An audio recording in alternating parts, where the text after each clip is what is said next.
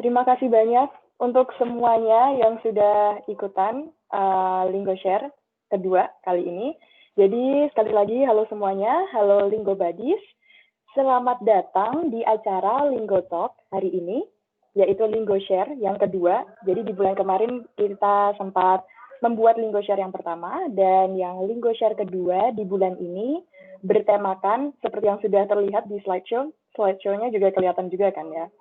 Jadi seperti yang tertulis di situ, temanya adalah pendidikan terbaik untuk memajukan bangsa. Dan pada kali ini kami akan benar-benar spesifikkan ke tips dan trik lolos beasiswa ke Amerika.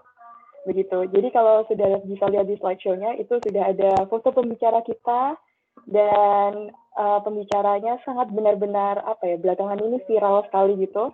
Karena memang gila nih, pembicaranya lolos beasiswa, habis itu diterima di univ-univ bergengsi lainnya kayak gitu. Jadi hari ini saya, Dona, akan memandu Linggo Share kedua dan akan mengajak teman-teman di sini untuk mengetahui seluk-beluk pendidikan di Amerika. Dan juga bagaimana sih kita bisa melanjutkan kuliah ke sananya. Dan tentunya hari ini Dona tidak sendirian saja, dan nanti kita akan mengundang Parama untuk masuk ke sini. Jadi Parama ini adalah seorang pelajar dari Indonesia yang berkuliah S1 di Berkeley dan juga akan segera melanjutkan S2-nya di Harvard. Begitu. Nah, tapi sebelum saya melanjutkan pembicaraan mengenai event Linggo Share ini, saya mau memberikan big shout out ke tim Linggo Talk yang telah berusaha untuk membuat acara hari ini berlangsung, dan juga untuk Linggo Buddies di sini. Jadi Linggo Buddies ini adalah sebutan untuk teman-teman Linggo Talk. Dan ya, terima kasih juga Linggo Buddies. Kalau misalnya Linggo Buddies masih belum tahu, apa sih Linggo Talk ini? Gitu. Jadi saya mau memberikan sedikit perkenalan tentang Linggo Talk terlebih dahulu. Jadi Linggo Talk ini adalah platform untuk belajar bahasa asing secara online, sangat fleksibel dan juga cukup ramah kantong. Jadi Linggo Talk ini dibentuk dengan harapan agar semua masyarakat Indonesia dapat berbicara bahasa asing dan juga mengaplikasikannya ke dalam kehidupan sehari-hari, atau untuk membantu teman-teman di Indonesia untuk meraih mimpi dengan kemampuan berbahasa asing gitu. Karena sekarang zaman globalisasi, dan juga kalau misalnya mau melanjutkan studi ke luar negeri kan tidak mungkin kan kalau tidak pakai bahasa asing gitu kan. Nah, terus Linggo Talk ini bahasa yang ditawarkannya pun juga cukup beragam. Jadi ada mulai dari bahasa Indonesia untuk orang asing. Jadi misalnya teman-teman di sini punya teman foreigner gitu dan tertarik untuk belajar bahasa Indonesia, boleh banget belajar di Linggo Talk. Terus kami juga ada bahasa Inggris, Jepang, Thailand, Korea, Perancis, Spanyol, Arab, Mandarin, dan Jerman. Dan di Linggo Talk ini, seperti tadi yang sempat Dona bilang, ada istilah khusus nih untuk audiensnya. Jadi teman-teman yang mengikuti acara hari ini, jadi mulai saat ini saya akan memanggilnya Linggo Buddy ya, karena itu adalah sebutan Linggo Talk untuk teman-teman yang jadi audiensnya Linggo Talk, atau stalking di Instagramnya Linggo Talk, atau jadi muridnya Linggo Talk. Begitu. Nah, dan event kali ini sebenarnya diadakan setiap bulan. Jadi di bulan lalu kita sudah ada Linggo Share yang pertama, dan di bulan ini Linggo Share kedua. Dan harapannya dengan adanya Linggo Share ini, Linggo Buddies juga bisa mendapatkan insight-insight baru atau pengetahuan baru dari tim Linggo Talk dan juga speakers yang kami undang. Nah, anyway, tema bulan ini adalah pendidikan terbaik untuk memajukan bangsa. Nah, jadi kenapa nih Linggo Talk membawa tema ini? Karena ya seperti yang telah kita ketahui bahwa bulan ini adalah bulan kemerdekaan Indonesia, ya, selamat hari kemerdekaan. Dan ini sudah kemerdekaan ke-75, jadi kami percaya bahwa pendidikan untuk rakyat Indonesia haruslah lebih baik dari tahun-tahun sebelumnya. Dan kami juga percaya bahwa itu tuh bisa dicapai dengan kita berkuliah, baik di Indonesia atau di luar negeri. Jadi nggak cuma kuliah aja ya, tapi juga kembali lagi ke Indonesia dan juga membangun Indonesia menjadi lebih baik lagi. Nah, oleh karena itu, kami membawa tema ini dan harapannya nih, Linggo Badi setelah sesi Linggo Share ini, itu bisa mendapatkan tips dan trik supaya bisa lolos beasiswa atau bisa masuk ke universitas yang ada di Amerika. Oke, tapi mungkin di sini ada beberapa Linggo Badis yang semacam bertanya, tapi kenapa gitu? Kenapa Amerika? Kenapa enggak yang lain gitu? Oke, itu pertanyaan bagus. Jadi kami memilih Amerika ini karena di Amerika ini banyak sekali universitas top yang diakui seluruh dunia, mulai dari Ivy League dan universitas-universitas lainnya. Dan selain itu, kesempatan untuk melanjutkan studi di Amerika itu sangat besar. Jadi kita bisa berangkat dengan beasiswa LPDP dari pemerintah Indonesia, Fulbright, atau beasiswa kampus-kampusnya sendiri kayak gitu. Nanti untuk tahu detailnya lebih lanjut kayak apa sih enaknya kalau berangkat pakai beasiswa yang ini atau yang ini gitu, nanti bisa juga ditanyakan ke speaker kita hari ini. Oke, jadi berdasarkan hal tersebut kita memilih tema Amerika gitu. Dan Linggo Talk kali ini mengundang Kak Parama Suteja yang tadi sudah saya bilang akan melanjutkan studi ke Universitas Harvard dan dulu sempat berkuliah S1 di Berkeley. Jadi untuk Linggo Badis yang juga menyandang scholarship hunter, pasti tahu juga kan bahwa kedua universitas ini memanglah universitas-universitas yang bergengsi sekali di Amerika. Tapi sebelum melanjutkan ke Universitas Harvard ini, sebenarnya Kak Parama nggak cuma daftar ke Harvard doang gitu. Tapi Kak Parama ini juga daftar ke banyak universitas dan syukur-syukurnya nih ini lolos seleksi di 11 universitas gitu. Nanti detailnya bisa langsung ditanyain ke Kak Parama ya. Jadi pokoknya secara umum 11 universitas ini contoh-contohnya seperti MIT, Yale, Princeton, Columbia, dan beberapa univ lainnya. Nah, jadi istilahnya di momen itu adalah momen semacam paling bergengsinya Kak Parama mungkin kali ya, karena mungkin teman-teman yang lain mereka bingung nih, aduh hari ini mau makan apa ya, atau aduh hari ini ada promo nih di Lazada atau di Shopee nih, jadi bingung mau milih ini atau ini kayak gitu, enggak gitu. Tapi Kak Parama ini bingungnya nggak kayak gitu, bingungnya langsung milih universitas dan nggak cuma 2-3 aja, tapi langsung 11 kayak gitu. Oke. Dan sebelum kita memasuki acara, di Linggo Share kedua hari ini, kami harapkan agar Linggo Badis kooperatif untuk tidak menyalakan audio, supaya suara kami tetap terdengar dengan baik, dan juga tidak mengganggu informasi yang akan pembicara sampaikan. Lalu, selain itu, Linggo Badis juga bisa menanyakan pertanyaan-pertanyaan secara langsung tanpa menunggu sesi Q&A dulu.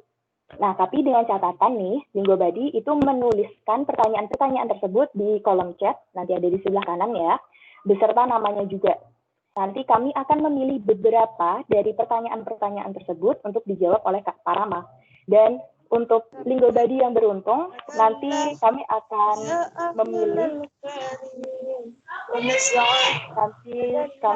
memilih satu atau dua Linggo Badi yang bisa menanyakan pertanyaannya secara langsung kepada Kak Parama. Oke. Dan sebelum itu, saya juga mau menyampaikan sedikit rangkaian acaranya. Jadi setelah ini kita akan punya sesi game singkat. Jadi gamesnya seperti This or That bersama Kak Parama.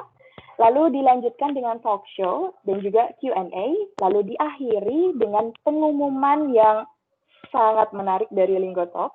Jadi Linggo Badis, please stay tune sampai akhir acara ya, supaya tidak terlewat informasi menarik dari Linggo Talk.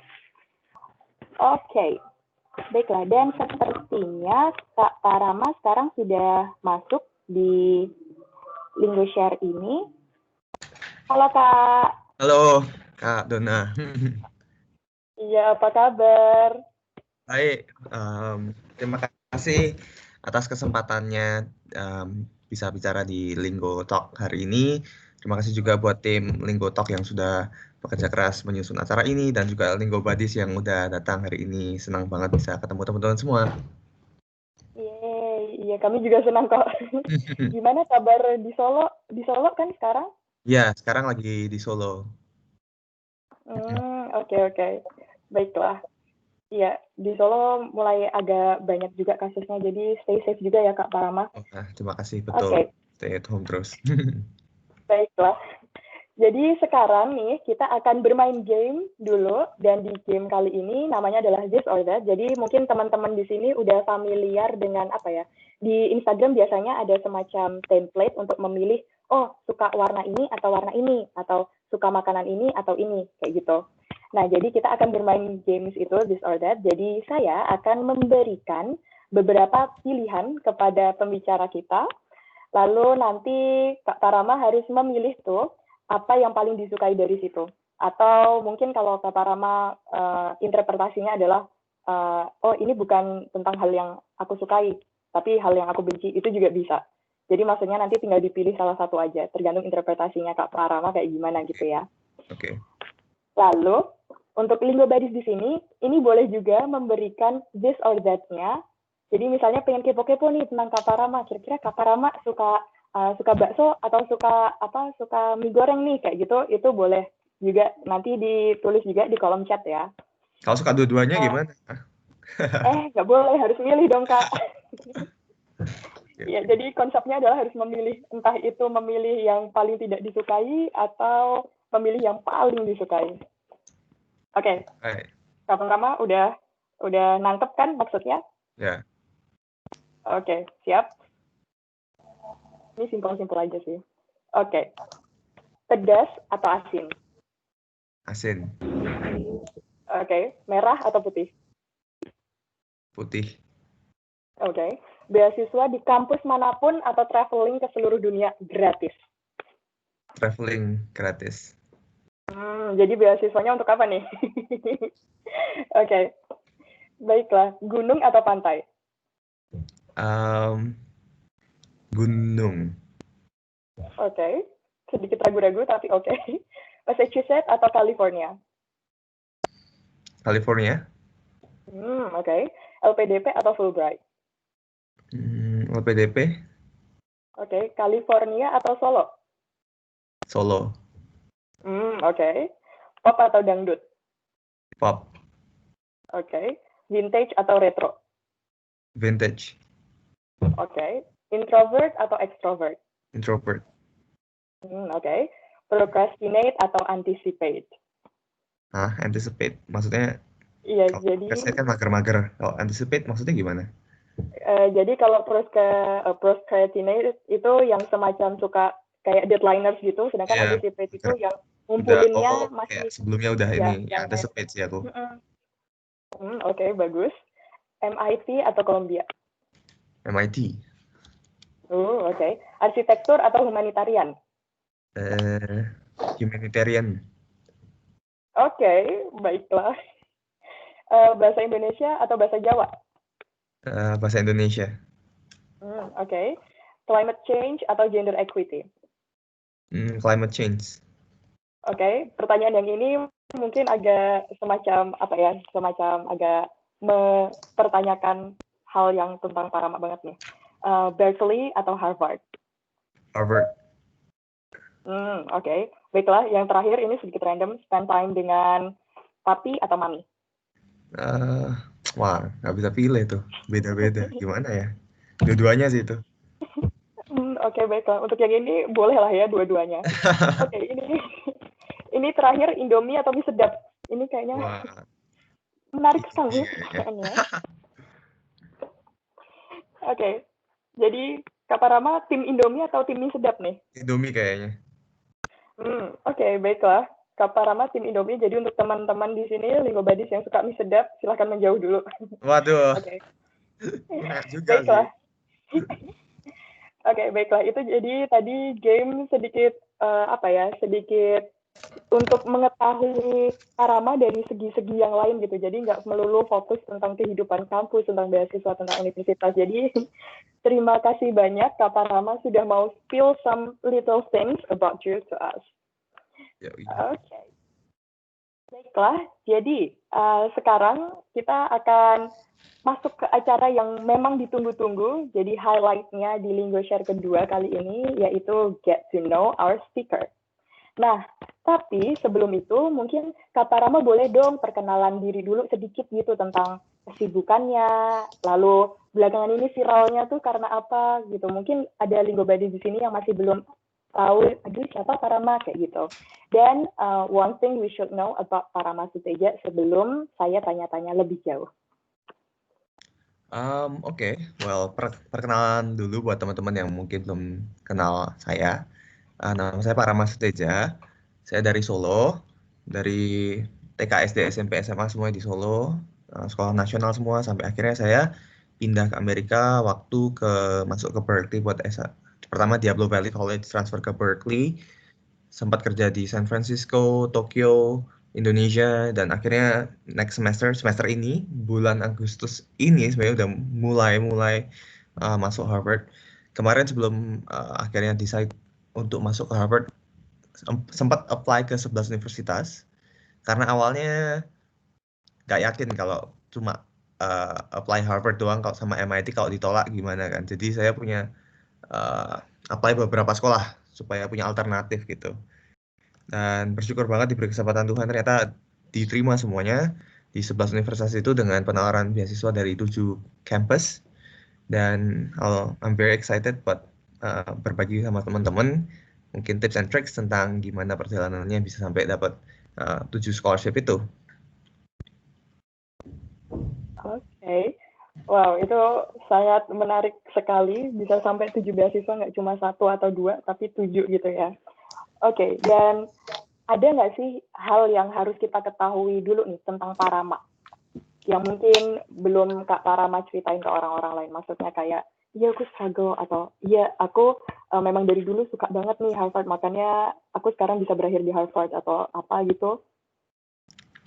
Apa ya? Well, salah satu yang buat aku pingin ke Harvard tuh soalnya waktu aku di Berkeley 3 dari 4 studio profesor aku tuh dari Harvard semua. Jadi itu um, 2 tuh lotre, jadi sempat dapat yang profesor Harvard tuh juga hoki. Tapi dari situ saya jadi tertarik banget masuk ke Harvard soalnya desain filosofi sama desain visionnya tuh sesuai sama yang saya tertarik gitu. Jadi uh, apa lingkungan kalian tuh berpengaruh terhadap pilihan kalian. Bahkan saya waktu masuk ke Berkeley itu awalnya pun gara-gara kakak kelas saya yang dari Solo itu juga masuk ke Berkeley. Jadi itulah yang awalnya menginspirasi aku kayak, oh ternyata orang dari Solo dari sekolah nasional pun tuh juga bisa masuk ke Berkeley. Sesuatu yang aku bayangannya jauh ternyata bisa juga tercapai gitu. Oke, jadi nggak ada tujuan khusus gitu ya awalnya? Hanya karena punya kakak kelas mau ke Berkeley, terus akhirnya, oh ya mungkin ke Berkeley, bagus kayak gitu?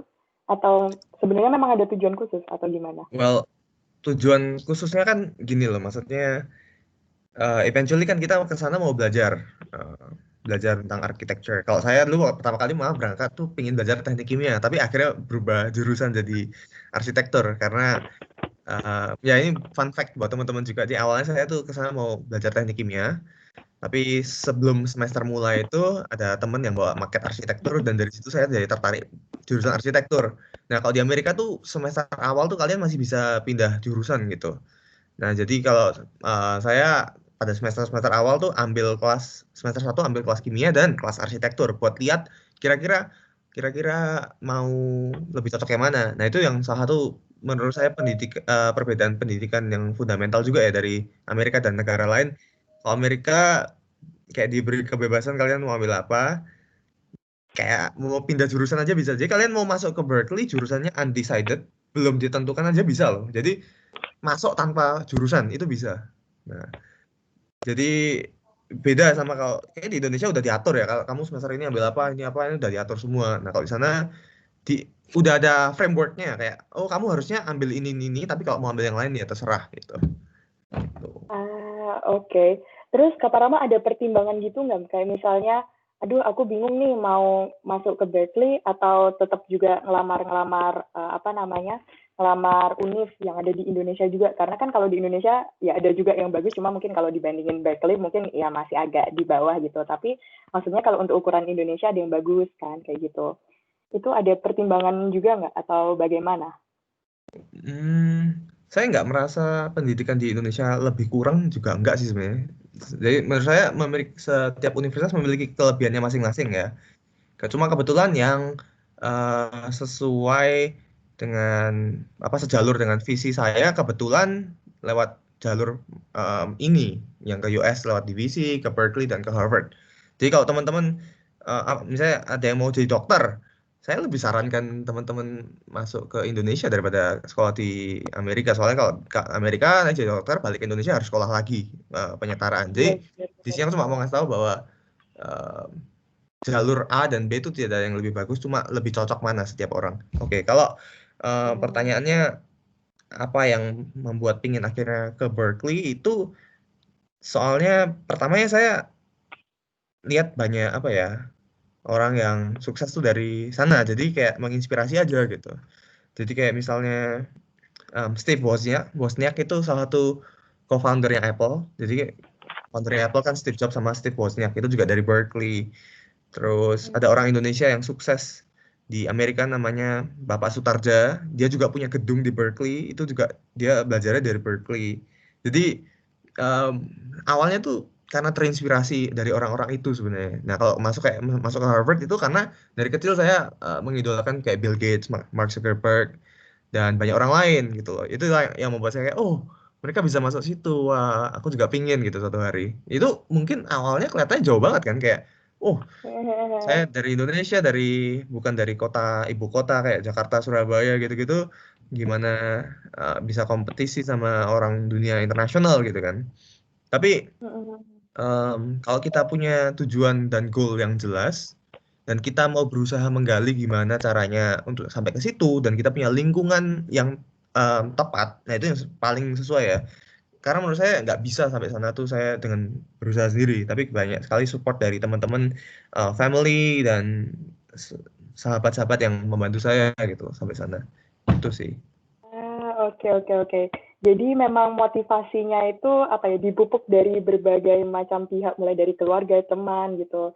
Dan juga karena orang-orang inspirasi yang Kak Parama pengen jadi kayak gitu juga, itu juga rata-rata dari Berkeley gitu ya. Ya, Oke. Terus ini mungkin agak sedikit burning question juga nih.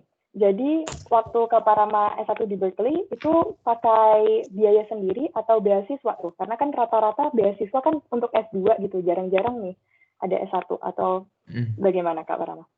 Kalau waktu S1 aku pakai biaya sendiri, tapi sempat juga dapat beberapa beasiswa gitu. Jadi di Berkeley Oke. dapat berapa ya? 3 beasiswa kalau nggak salah gitu.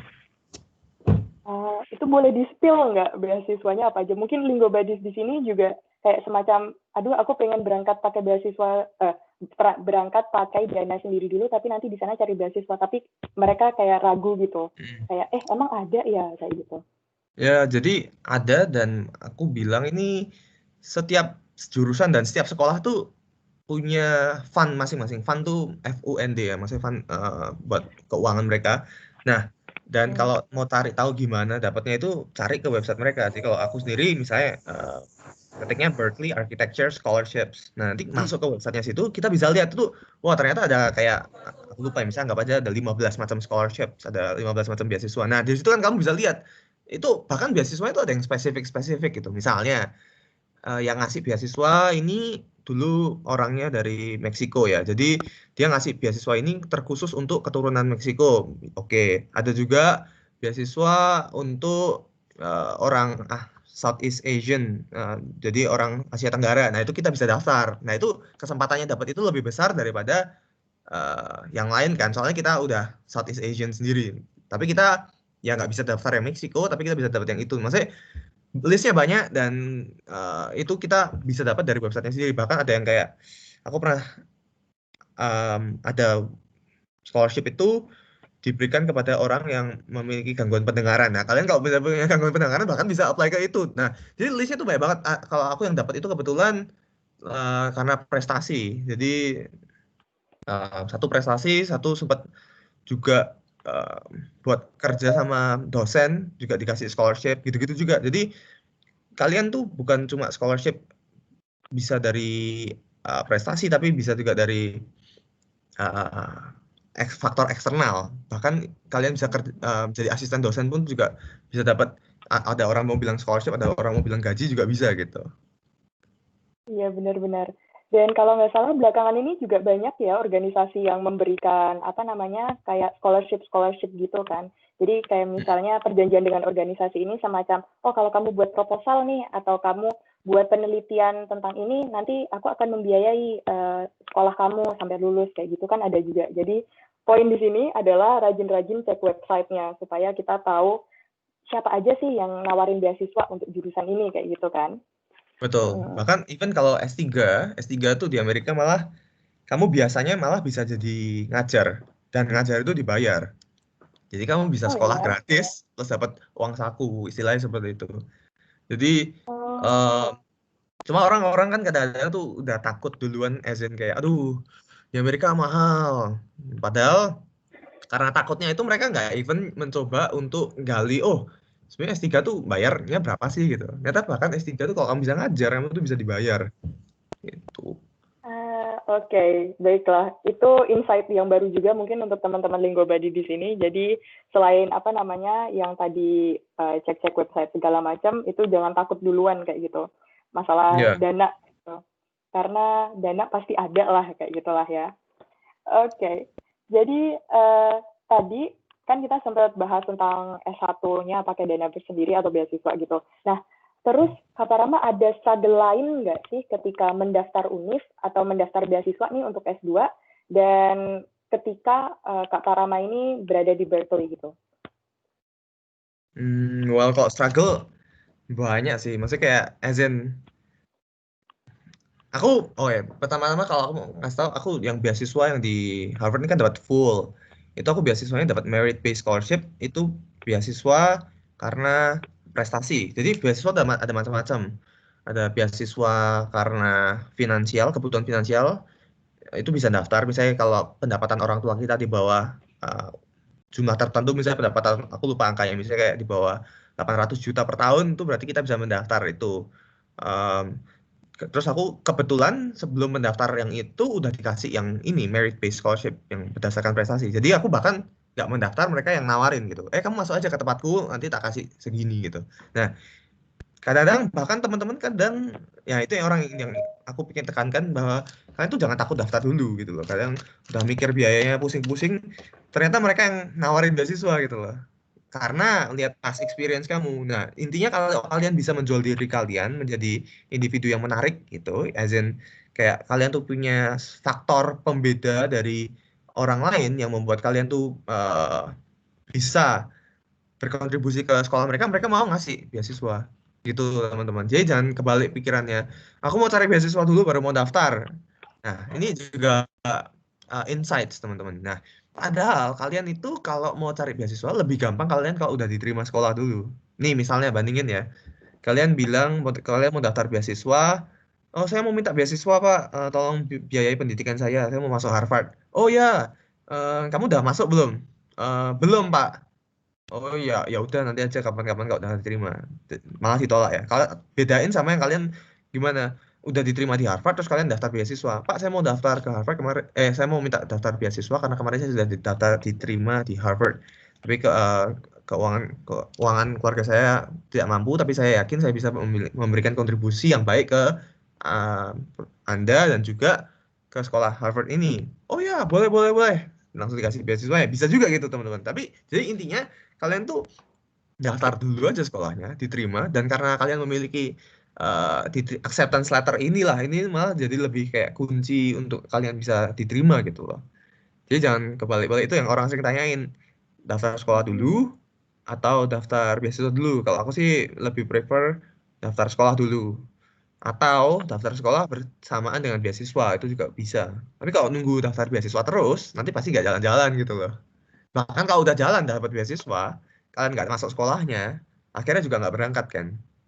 Kalau misalnya nggak berangkat, nggak dapat beasiswa juga kan. Jadi itu. Oke, iya.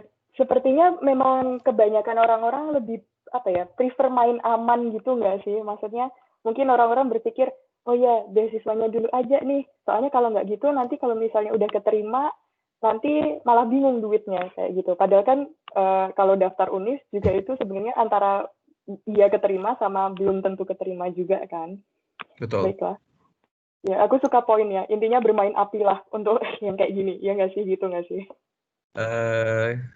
Kalau bermain api itu kesannya kayak kurang pandai ya. Kalau main api itu kayak Oke. udah tahu berbahaya dimainin. Tapi kalau kita tuh harus apa ya? Kalau aku sih berani melangkah istilahnya. Jadi kayak dicobain dulu. Kalau nggak masuk kan nggak tahu gitu. Pokoknya kamu nggak akan tahu hasilnya kalau kamu nggak mencoba. Istilah seperti itu sih kalau saya. Oke, baiklah. Ya, garis bawah bukan bermain api, tapi berani melangkah ya, Linggo Badis. Ya. Oke, baiklah, nice point. Oke, lalu ketika Kak Parama tinggal di Amerika nih, itu pernah nggak sih mengalami diskriminasi atau dianggap kayak, aduh ini anak Asia nih, nggak becus nih melakukan ini atau apa kayak gitu?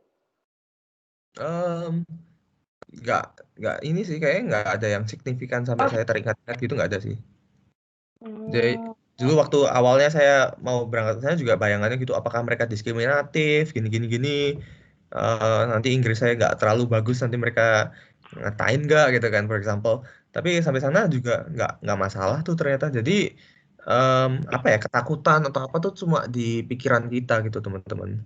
Nah jadi bahkan eh, kalau ada orang yang belum pernah ke Amerika cerita oh Amerika tuh diskriminatif itu jangan terlalu percaya mereka aja belum pernah ke sana misalnya gitu loh. Nah jadi ketakutan tuh cuma ada di pikiran kita asalkan kita melepaskan itu kita tuh gak masalah gitu loh. Nah ada yang pernah tanya ya orang tuh kayak kalau saya ngomong sama orang tuh kadang-kadang jadi canggung atau awkward. Nah itu aku terus mendapatkan insights dari mentor aku dia bilang sebenarnya awkwardness itu cuma dari pikiran kamu gitu loh. Kalau kamu merasa obrolan kalian itu awkward, ya kalian akan menjadi merasa awkward. Tapi kalau kalian enjoy the moment dan just let it flow, ya nggak apa-apa gitu loh istilahnya. Jadi kalau untuk menjawab yang tadi, aku nggak ini sih, so far nggak mengalami itu diskriminasi atau apa. Oke, baiklah, baiklah. Iya, dan ini kasusnya juga hampir sama dengan ceritaku. Jadi dulu sempat exchange juga, dan orang-orang selalu bilang, orang Korea tuh pada rasis-rasis gitu nggak sih? Terus ketika menghadapi langsung orang Korea, ya mereka fine-fine aja meskipun tahu kita Southeast Asia kayak gitu kan. Ya mungkin ada beberapa teman-temanku yang juga merasa bahwa, oh iya orang Korea rasis, tapi maksudnya nggak semuanya gitu loh. Ya sama kayak Indonesia kan, ada beberapa yang ya sedikit seperti itu, tapi kebanyakan kan ramah-ramah juga kan. Oke, ingat itu semua hanya ada di kepala gitu lah ya. Betul. Oke, baiklah. Nah, tadi Kak Parama juga udah mention juga bahwa di bulan ini sudah mulai lanjut kuliah S2 ya? Ya, orientation. Next week udah mulai sih orientation ya. Akhir Oh, bulan. oke. Terus Oke, first week baiklah. of September mulai kelas. Oke, berarti sudah mulai sibuk-sibuk masuk kuliah lagi lah ya? Iya, kemarin ya ini lebih ini sih welcoming. Kemarin lagi welcoming virtual send off Permias itu Persatuan Mahasiswa Indonesia di Amerika Serikat. Kemarin Permias Massachusetts kan Harvard tuh di sana.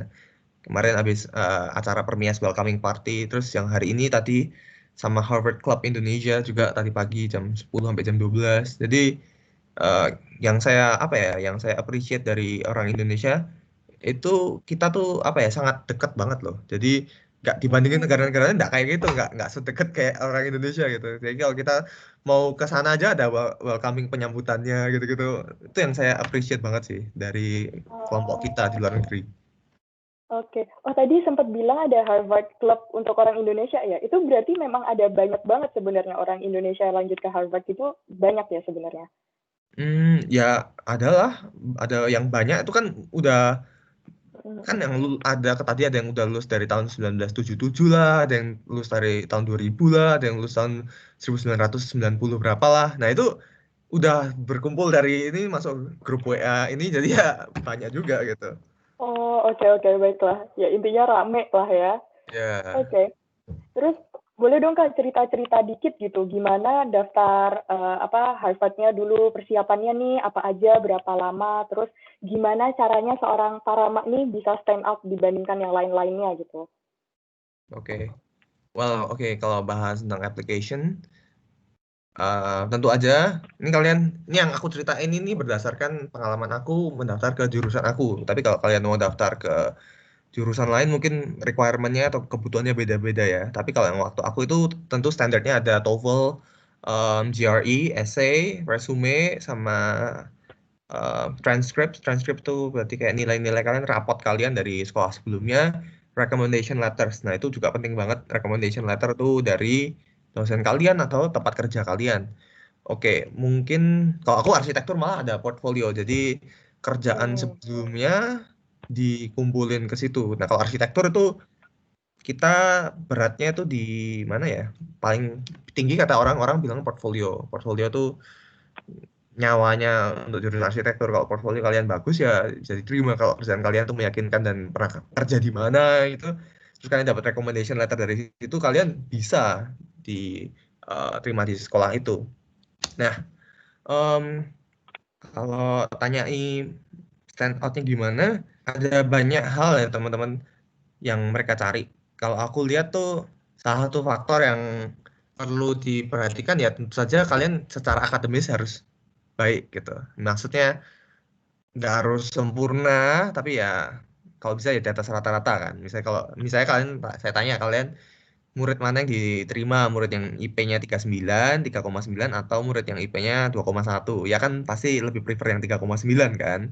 Nah, kalau jadi poin yang pertama kalian secara akademis kalian harus cukup baik. Nah, kalau aku ditanya, terus gimana dong? Mulainya kapan? Ya mulai dari sekarang gitu kan, teman-teman. Kalau kalian bisa mulai sejak sekarang, semester ini aku mau nilai bagus untuk masuk ke mana MIT atau Harvard. Ya kalian lakuin dari sekarang. Itu yang kadang-kadang orang-orang kayak tunda-tunda gitu kayak, udahlah nanti aja lah. Aku nilainya nggak usah bagus-bagus, nanti cari kerjaan yang bagus.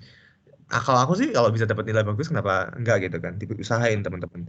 Nah, terus kedua, punya faktor leadership itu, kalau aku sendiri ikut berbagai macam organisasi mahasiswa waktu di Berkeley.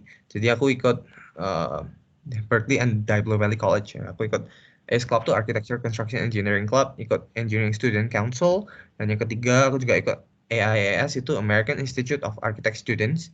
Nah, dari situ, nah itu mereka jadi tahu, oh ini bukan cuma orangnya misalnya pandai, dia juga punya sisi leadership. Kan banyak orang yang pandai tapi kadang-kadang nggak bisa berorganisasi gitu kan. Nah, jadi kalian tuh bisa membuktikan dari organisasi kalian. Dan yang kalau ketiga ini kalian dari sisi humanitarian, kayak gimana kalian tuh memiliki faktor kemanusiaan. Misalnya kalau aku dulu sendiri ikut beberapa kegiatan volunteer. Misalnya kegiatan di uh, Habitat for Humanity itu memberikan makan buat homeless, atau bantu bikin rumah buat homeless juga. Jadi angkat, nyangkul, apa tuh, nyemen tembok gitu ya pernah juga di sana gitu lah teman-teman. Nah, jadi kan kalian tuh jadi dilihat sebagai individu yang kayak utuh gitu. Utuh tuh maksudnya gimana? Jadi bukan cuma terintelektual, kalian juga punya faktor leadership dan juga kalian punya faktor kemanusiaan yang tinggi. Nah, itu yang mereka cari gitu. Jadi kalau kalian cuma pintar tapi nggak bisa membantu orang kan buat apa kan gitu kan? Nggak bisa impactful. Terus kalau mau dilihat dari uh, faktor yang mendorong lagi, misalnya aku waktu di Amerika itu kerja di firm perusahaan arsitektur yang bikin rumahnya Bill Gates, yang bikin Apple Stores, yang perusahaan-perusahaan project bagus itu juga. Jadi kayak ketika aku apply ke sana kan mereka kayak, oke, ini berarti emang orangnya udah teruji gitu. Sempat juga waktu di Jepang tuh kerja di perusahaan arsitektur yang menang Pritzker Prize, itu kayak Nobel Prize-nya buat arsitektur. Itu juga kayak penghargaan tertinggi arsitektur. Nah, itu kan juga mereka kayak, oke, ini Parama udah lengkap, bisa A, B, C, D, E, pernah kerja di sini dan sini. Nah, itu kan mereka, kita tuh intinya kayak buat aplikasi kita sebagaimananya, sehingga mereka tuh tidak ada faktor untuk menolak aplikasi kita. Ngerti nggak sih? Nah, itu kalau istilahnya mau Oke. istilah uh, ambisiusnya tuh seperti itu gitu. Jadi istilahnya kayak kita membuat diri kita kayak nggak bisa disalah-salahin sama orang, kayak kalau misalnya mereka pikir lo emang bisa apa gitu, terus ya udah kita buat yang sebagus mungkin. Jadi nah sekarang lo mau bilang apa, nggak mungkin lo nolak gue gitu kan. Ya, something kayak mereka misalnya bilang, aduh ini saya mau terima, si Budi apply nih, Budi terus, aduh nggak mau terima si Budi, walaupun dia pinter tapi dia tidak punya sisi kemanusiaan, terima. Terus misalnya si Andi daftar, oh dia punya sisi kemanusiaan tapi nilai akademisnya nggak baik gitu kan. Nah itu kalian kalau bisa semuanya dibagusin semua kan mereka jadi tidak ada alasan untuk menolak kalian. Istilahnya seperti itu loh teman-teman. Bener. Nah, itu tadi kan kalau misalnya case-nya Kak Parama nih, case-nya yang istilahnya udah kece banget lah gitu, bangunnya udah bagus banget. Nah, tapi gimana nih untuk Linggo Badis di sini yang mungkin posisinya udah semester akhir misalnya gitu, terus nilainya udah yang kayak biasa aja gitu, mungkin 3,1, 3,2 kayak gitu. Nah, Kak Parama nih ada saran apa supaya teman-teman kita Linggo Badis yang mungkin 3,1, 3,2 ini bisa bisa daftar S2 terus dengan istilahnya yang kayak tadi lo nggak bisa nyalain gue lagi kayak gitu, itu gimana tuh? Well, ya di sini aku tidak bilang bahwa kalau nilainya IP-nya kurang tinggi itu tidak bisa masuk S2, nggak gitu ya. Di sini aku cuma ngasih tahu faktor-faktor apa yang kiranya berkontribusi buat aku masuk kemarin. Nah, aku jadi ngasih tahu itu faktor-faktorku itu. Faktor-faktor orang lain bisa lain ya. Ini misalnya tadi aku udah nyebutin tuh mungkin ada berapa faktor tuh. Faktor akademis, faktor leadership organisasi, faktor kemanusiaan, sama faktor pekerjaan. Nah, ini 4 faktor ya. Nah, gampang aja. Kalau misalnya kalian kurang bagus di akademis, kalian bagusin di 3 yang lain gitu. Misalnya kalian ya, akademisnya kurang bagus, ya kalian coba kerja di perusahaan yang bagus gitu, yang orang-orang kenal atau impact-nya besar. Atau kalian misalnya nilainya kurang bagus, tapi kalian punya sisi humanitarian yang baik. Misalnya kalian tiba-tiba ikut WHO, terus jadi ketua WHO atau apa, masa mereka juga bakal nolak kan? Nggak juga gitu loh istilahnya teman-teman. Jadi Benar. kalau kalian tuh, ini bukan faktor mati misalnya, maksudnya kalau kalian tidak punya sisi kemanusiaan tiba-tiba ditolak, ya belum tentu gitu. Kalau kalian punya emang pinter banget juara Olimpiade internasional, ya mereka juga masa nolak gitu kan. Jadi kalau kalian nggak bisa fulfill semuanya, kalian tuh cari faktor lain dan yang itu ditinggiin aja gitu, yang terbaik, jadi terbaik di bidang itu. Banyak yang sering tanya aku kayak, inilah aku kurang bagus nih, terus gimana? Ya udah, kalian masih ada, kalian bisa ikut organisasi, kalian bisa ikut kegiatan sosial, kalian juga bisa ikut masuk pekerjaan yang bagus gitu. Gitu. Oke, baiklah. Ya, jadi itu harus dicatat ya Linggo Badis, selain dari faktor akademik, itu juga bisa faktor kemanusiaan dan organisasi juga dan beberapa faktor lainnya. Jadi kalau misalnya merasa kurang di salah satu, kalian jangan menyerah dulu, tapi cobalah genjot di bagian faktor yang lain gitu. Bahkan ada yang tanya juga kayak misalnya, tapi saya udah lulus kuliah dan saya sudah bekerja 2 tahun, tapi saya tidak punya faktor ini, dan ini. Terus gimana? Well, kalau kamu belum punya, ya kamu masih punya kesempatan Buat. untuk buat itu gitu loh. Kamu kan masih kerja kan. Ya udah, abis ini kamu coba cari tempat yang bisa mendapatkan ini. Kamu bisa cari organisasi, kamu bisa cari ini. Jadi nggak ada kata terlambat gitu ya, teman-teman. Asalkan kalian melakukannya gitu loh. Gitu. Oke, suka banget poinnya. Nggak ada kata terlambat. Jadi pokoknya hajar aja dulu lah gitu. Karena ada banyak faktor juga gitu. Baiklah. Dan tadi kan Kak Parama juga sempat kasih tahu juga bahwa oh ya lolos seleksi nih di 11 universitas. Itu apa aja deh? Itu banyak banget. Jadi atau saking banyaknya sampai tunggu. Aku harus ngelis dulu gitu. Ya, bentar 11. Beneran Aku kasih di dulu beneran biar ya? gak lupa juga, kadang kelewatan soalnya. Pertama Harvard, kedua MIT, ketiga Columbia, 4 Yale, terus 5 Princeton, 6 UPenn, University of Pennsylvania itu, 7 Cornell, 8 UC Berkeley, 9 UCLA, 10 USC, University of Southern California, terus 11 itu Rice University, gitu. Gila, oke, baiklah. Banyak banget ya. Oke, nah itu boleh dong Kak Parama kayak kasih tahu waktu itu nulis motivation letter atau study plan-nya itu apakah dibuat sama ya nggak mungkin sama semua sih, tapi maksudnya kayak yang membedakan ini itu gimana? Jadi mungkin Linggo Badis di sini pengen tahu tips dan triknya tuh kayak nulis motivation letter atau study plan-nya tuh di saat yang bersamaan, tapi untuk kampus yang berbeda itu kayak gimana? Well, ya itu yang orang juga sering tanyain, kamu daftar 11 gitu apa enggak? Pusing ya gitu. Ya pusing gitu kan, daftar satu aja pusing apalagi daftar 11. Tapi kalau aku mikirnya kan kayak ya sama-sama pusing ya udah sama sekalian pusingin aja sekalian gitu. Ya, tapi anyway, Oke. kalau tanya kayak esainya sama atau berbeda, kalau aku bilang sama ya nggak sama, kalau dibilang berbeda ya ada yang sama, jadi aku bilang serupa tapi nggak sama gitu aja ya. Istilahnya jadi Oke. maksudnya gimana? Eh, Tentu saja setiap essay itu pasti mereka ada satu pertanyaan yang pasti mereka tanyain. Yang pertama kayak kenapa kamu ingin masuk sini, dan kedua apa yang membuat kamu tuh tertarik ke masuk jurusan ini. Dah pasti ada yang itu. Jadi kan di setiap essay pasti ada paragraf yang selalu menjawab ini. Nah, di paragraf lain lah itu yang setiap sekolah tuh punya pertanyaannya masing-masing. Kalau seperti Harvard mereka ada pertanyaan kayak philosophical, misalnya tanya, what do you think about the idea of less is more? Jadi menurut kalian ide less is more itu apa? Itu kan filosofi, dan itu tidak ada jawaban yang benar atau salah. Mereka tuh cuma ingin tahu cara pola pikir kamu tuh gimana.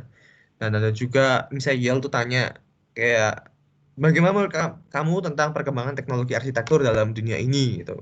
Ya itu kan juga pertanyaan yang freestyle lah. Ya mereka cuma ingin tahu kamu tuh gimana sih menanggapi pertanyaan ini gitu.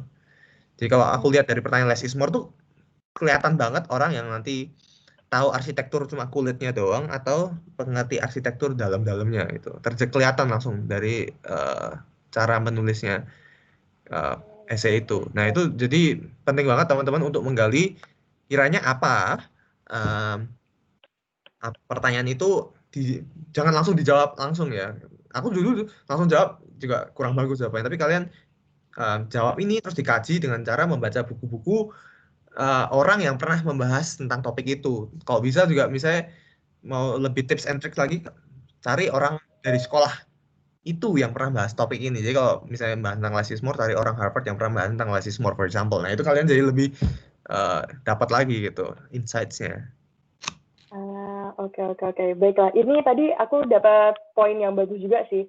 Jadi kalau bisa nih Linggo Badis, kalau milih jurusan atau milih universitas itu jangan hanya sekedar kayak, oh gila Harvard keren doang nih, terus akhirnya mau masuk sana itu enggak, tapi yang kayak beneran diketahui banget jurusannya kayak gimana, apanya gimana. Jadi istilahnya ketika kita mau masuk sana itu nggak kayak, oh anak ini mau masuk sini, maksudnya kayak abal-abal doang, kayak pengen masuk sekolah bergengsi tapi nggak tahu sampai inti-intinya kayak yang tadi Kak Parama bilang kayak arsitektur dia emang cuma hanya tahu arsitektur secara general atau emang yang detail banget kayak gitu kan. Jadi tips juga buat teman-teman. Nah, kalau kalian mau nulis yang personal statement essay itu, aku aku buat kayak sekolah Harvard, MIT gitu, aku nulis kenapa aku mau masuk MIT, karena aku pengen belajar sama profesor ini, tak tulis gitu. Itu jadi menunjukkan bahwa aku tuh I did my research tentang sekolah itu. Kayak Parama ini bukan cuma bikin satu essay terus disebarin ke semuanya, tapi dia emang bikin essay ini spesifik untuk MIT. Nah jadi um, penting banget teman-teman untuk nulis gitu, kayak kalian tuh sana tuh mau belajar apa. Aku tulis aku mau masuk organisasi ini, aku ingin belajar sama profesor ini karena saya yakin dengan masuk ke sini itu akan bisa berkontribusi untuk saya, untuk bisa berkontribusi balik, misalnya seperti itu. Nah itu eh, sesuatu poin yang menurut saya juga penting kalau teman-teman lagi nulis essay. Oke, oke, oke. Baiklah. Terus itu ada kayak apa namanya semacam seleksi wawancara kayak gitu juga nggak sih Kak? Atau itu full administrasi aja? Kalau jurusan arsitektur saya nggak ada, cuma waktu diterima ditelepon sama profesornya sama deannya juga. Tapi kalau jurusan Oke. lain mungkin ada ya, jurusan lain tuh teman saya bisnis tuh saya tahu di wawancara. Kayak teman MIT ada yang diwawancara, teman ini nggak ada. Tapi kalau arsitektur tuh udah kelihatan dari portfolionya gitu. Oke, oke, oke. Portfolionya tuh udah Baiklah. bicara gitu, istilahnya seperti itu. Oke. Terus untuk daftar beasiswanya itu juga nggak apa namanya nggak ada wawancaranya gitu juga atau gimana? Nggak ada sih. Di telepon waktu itu, di Oh, telepon waktu itu ceritanya waktu itu saya lagi tidur jam 5 pagi di telepon. Terus nggak oke. diangkat kan, nggak diangkat, terus di SMS. Halo Parama, this is Professor X dari Harvard Graduate School of Design. Kapan kamu Hmm. punya waktu? Can we talk? Wah, itu aku ini belum tahu diterima atau nggak. Jadi bisa something good or something bad kan. Jadi Iya, ya benar. udah malamnya janjian telepon, akhirnya kita telepon, terus dia kayak Hey, I just wanna make this simple. I wanna congratulate you, kamu udah diterima di Harvard Graduate School of Design. Dan bukan cuma itu, kamu dapat full tuition scholarship gratis. Oke, what gitu. Jadi Oke. nggak ada wawancara untuk ininya, tapi mereka langsung kasih tahu aja dapat gitu. Oke. Itu pasti momen yang sangat, oh my god, seneng banget sampai nggak bisa berkata-kata gitu nggak Ya sih? senang banget soalnya dapat early admission, jadi belum diumumin secara resmi dari email sekolah, tapi ditelepon langsung sama ininya, sama profesornya. Oke. Wow, itu keren banget sih, Kak. Tapi posisinya waktu saat ditelepon gitu ngeblank nggak sih? Karena to be honest, aku kadang-kadang even hanya untuk ditelepon oleh misalnya kayak ya mungkin sekolah yang emang aku pengen masukin gitu, tiba-tiba ditelepon itu ya kadang excited, terus kadang juga yang kayak nervous banget itu, terus kadang akhirnya ketika ditelepon kayak udah tiba-tiba blank gitu. Tunggu tadi aku mau ngomong apa kayak gitu tuh hilang gitu. Well, Nah, ya sempat ngeblank 1 menit gitu lah ya, tapi kayak masih nggak percaya kan diterima. Tapi ya pokoknya seneng banget lah. oke, baiklah. Oke. Nah, tadi kan juga apa namanya setelah tadi kita bahas-bahas mengenai oh ya ditelepon sama Harvard juga nih, terus tuh gimana akhirnya seorang Paramani akhirnya memilih Harvard gitu. Ini kalau kalau menurutku pribadi ini mungkin karena Kak Parama tuh berpikir mungkin Harvard memang pilihan yang terbaik gitu, dan ini kasusnya mungkin sama juga ketika Kak Parama memilih untuk memutuskan berkuliah S1 di Berkeley gitu. Jadi berdasarkan pengalaman Parama, gimana sih cara memilih kampus yang tepat atau mungkin jurusan yang tepat juga gitu?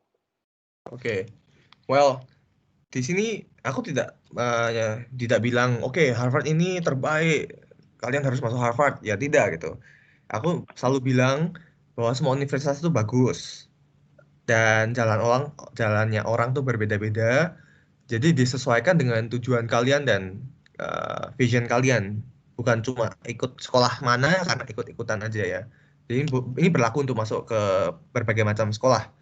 Tapi kalau sering tanya, kalian kalau mau menentukan masuk sekolah mana, cara yang paling praktikal, yang paling masuk akal tuh saya biasanya melihat dari eh, orang yang sukses di bidang itu, yang bidang yang kita mau tekuni.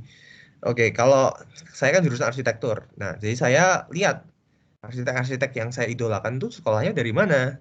Nah, misalnya kalian pernah tahu bangunan segitiga yang di Prancis tuh, tahu nggak ya? Nah, itu yang bikin INP itu juga lulusan dari Harvard, dia arsitek dari Harvard. Saya sangat suka bangunan itu. Saya ke Prancis sempat ke bangunan itu dan kayak wah keren gitu. Setelah saya telusuri sekolahnya dari situ. Oke. Terus saya pernah waktu di Amerika lihat bangunan di LA, Los Angeles yang lekuk-lekuknya bagus banget. Dari situ yang bikin namanya Frank Gehry. Terus aku kayak, ini sekolahnya dari mana? Kebetulan dari Harvard juga. Kayak gitu, oke, berarti ini menginspirasi banget gitu. Aku mau bisa masuk sekolah yang orangnya sampai bisa bikin bangunan-bangunan kayak gini. Nah, itu juga berlaku buat jurusan-jurusan lain gitu loh teman-teman. Misalnya ada yang pernah tanya saya gitu, Em, saya pingin misalnya kayak Albert Einstein gitu kan, pingin jadi ahli fisika. Nah kalian telusuri Albert Einstein tuh sekolahnya di mana? Kalau nggak salah sekolah di ETH Zurich di Swiss, if I'm not mistaken. Nah kalian berarti bisa itu coba daftar ke situ. Jadi kalian bisa pingin jadi graphic designer terbaik di dunia. Oke, graphic designer dunia yang kalian mau tuh siapa? Lihat mereka tuh sekolahnya dari mana gitu. Kalian lihat eh, ini ada arsitektur yang hubungannya sama robotik. Nah, itu kebanyakan mereka dari MIT. Ya udah berarti kalian kalau mau belajar arsitektur yang robotik ya belajarnya di MIT, misalnya gitu. Jadi ini bergantung setiap jurusan tuh berbeda-beda dan kalian harus yang tanya sendiri ke kalian orang yang kalian idolakan tuh siapa. Jadi kuncinya tadi satu ya teman-teman, cari idola kalian terus cek mereka tuh dulu sekolah di mana, terus kalian cek gimana caranya supaya bisa bersekolah di situ juga, for example. Banyak juga teman aku ini kan kemarin baru ketemu teman di Permias Massachusetts tuh yang sekolah di Berklee College of Music. itu banyak banget musisi yang terkenal dari Berklee College of Music. Nah itu mereka pingin masuk ke Berklee College of Music ini karena mereka lihat penyanyi yang terkenal itu dari sekolah dari sana, lihat pemain gitar, pemain drum yang terkenal dari sana, akhirnya masuk sana gitu. Jadi basically cari idola kalian, terus cari sekolahnya gitu. Oke. Baiklah. Jadi intinya kita kayak apa ya? Kayak cari orang atau panutan kita dulu, habis itu kita kayak semacam kepoin background-nya, terus akhirnya ya itu bisa menjadi motivasi kita untuk kuliah ke sana gitulah ya. Keuntungan yang ngepoin orang tuh apa? Keuntungannya kalian kalau udah tahu orangnya masuk mana, nah kalian bisa ikutin track record-nya. Kenapa mereka bisa masuk situ? Oh ternyata waktu SMA dia pernah juara ini, ternyata waktu kuliah pernah ikut organisasi ini, terus pernah kerja di sini. Nah kalian bisa contoh exactly track record-nya supaya kalian bisa juga tanda kutip meningkatkan chance kalian untuk diterima di sekolah tersebut. Nah gitu loh teman-teman. Itu tips and tricks yang kadang-kadang orang miss out, padahal simple gitu teman-teman. Jadi kalian tuh harus punya curiosity yang tinggi juga, kayak penasaran gitu. Oh, uh, aku dulu juga lihat kayak, oh ini kok ada teman aku yang bisa masuk Harvard, ada teman aku yang bisa masuk MIT ya. Terus aku pelajarin mereka kok bisa ya, aku pelajarin satu-satu gitu loh. Jadi itulah yang membuat aku akhirnya bisa sampai diterima di 11 universitas itu gitu. Oke. Dan itu salah satunya juga karena kepo-kepoin juga. Jadi intinya ngepoin orang itu nggak salah, nggak apa-apa lah ya. Tapi untuk tujuan yang bagus ya, bukan untuk tujuan yang menghujat juga gitu. Oh ya, kalau penasaran sama orang kan nggak apa-apa. Kalau menghujat beda ya, gitu kan udah beda lagi. Oke, ya benar.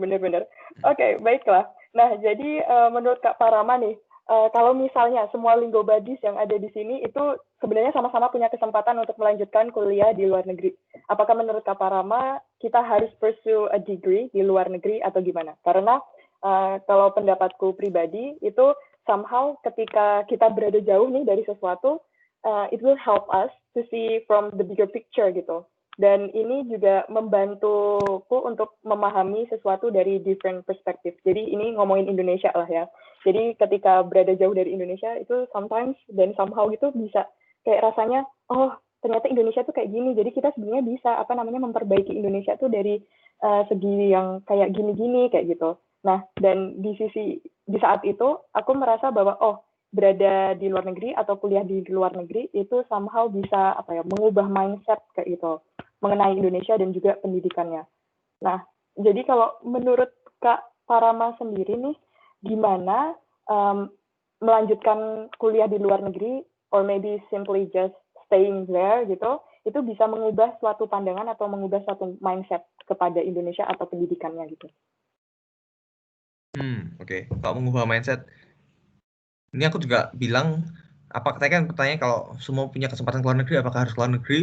Kembali lagi ke orangnya. Kalau emang tujuannya tidak perlu keluar negeri, ya nggak ya tidak harus gitu kan. Misalnya ada yang bilang, misalnya mau belajar bahasa Indonesia, sastra Indonesia, ya yang terbaik belajar di Indonesia kan. Istilahnya seperti itu loh. Nah, tapi kalau ditanya yang merubah mindset apa di sana, nah, jadi kalau aku sih lihatnya lebih ke gini sih. Kalau aku nggak pernah kuliah di Indonesia, aku nggak tahu. Jadi aku lihatnya tuh dari pengalaman aku waktu sekolah di Indonesia dari TK sampai SMA sama kuliah yang di Amerika ya. Kalau di Amerika itu sistem pembelajarannya mereka itu lebih ke kayak, kalau misalnya kita belajar masak, kalau di Amerika itu kita dikasih bahannya, kita diajarin ini loh, kalau kamu masak pakai kentang tuh rasanya kayak gini, kamu masak pakai garam rasanya kayak gini, kamu masak pakai parsley rasanya kayak gini. Tapi kalau di Indonesia tuh kayak dikasih ini buku resepnya, kamu tiru gitu. Jadi biasanya kalau di Amerika itu kita diajarin tentang bahan satu, terus dicoba kamu ciptakan masakan kamu sendiri, istilahnya seperti itu. Nah, kalau aku waktu yang belajar waktu TK sampai SMA tuh lebih kayak dicekoki ilmu, kayak ini loh kamu pelajari integral tuh gini, titik gitu. Nah, gimana? Nggak dikasih tahu gitu. Ya dikasih tahu tapi kayak lebih kita Ala semua kadarnya dikasih lah tahu ya. lah gitu. Jadi salah satu mindset yang mengubah tuh itu. Jadi kita critical thinking. Critical thinkingnya tuh yang sampai dipakai buat kamu yang lain pun gitu loh. Maksudnya jadinya ketika aku membuat desain itu bukan cuma kayak misalnya dikasih resep buku resep kayak jiplak gitu enggak, tapi kita berpikir, oh kalau mulainya dari sini bisa diapain ya? Oh kalau kita nyampur ini sama ini hasilnya apa ya? Nah itu loh yang menurut aku penting banget ketika aku belajar dari sana. Dan sih aku nggak bilang ini cuma bisa didapatkan di Amerika, nggak juga. Kalian bisa dapatkan ini dimanapun dan itu tergantung dari kalian sendiri dan pengajar kalian ketemu mentor yang tepat apa enggak gitu. Soalnya walaupun kalian ingin punya visi yang besar, tapi kalau kalian tidak ketemu mentor yang tepat ya susah juga gitu. Nggak ada yang membantu guide kalian untuk sampai ke tujuan kalian gitu. Iya benar-benar. Iya sih, dan poin apa dari diri sendiri itu juga penting juga, karena sama halnya kayak misalnya tiba-tiba kita dicemplungin di universitas yang ada di Amerika, tapi kita tetap terbawa mindset yang kayak ya udahlah, aku diem aja lah daripada ntar ditanya-tanyain atau apa gitu. Nah, itu hasilnya outputnya pun ya nggak akan beda juga dengan kamu kuliah dimanapun kayak gitu kan. Jadi intinya dari diri sendiri itu juga penting ya, Lingobadis. Oke, baiklah. Dan di minggu lalu kan kita sempat ngobrol-ngobrol dikit kan, itu kalau nggak salah kita sempat mention tentang humanitarian architecture.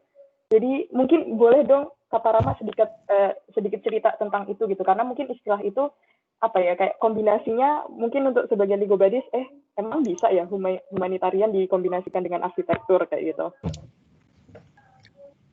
Oke. Well, jadi aku waktu di Jepang itu sempat kerja di perusahaan namanya Shigeruban. Itu teman-teman bisa cari sendiri di Google juga kalau mau cari lebih tahu tentang humanitarian architecture.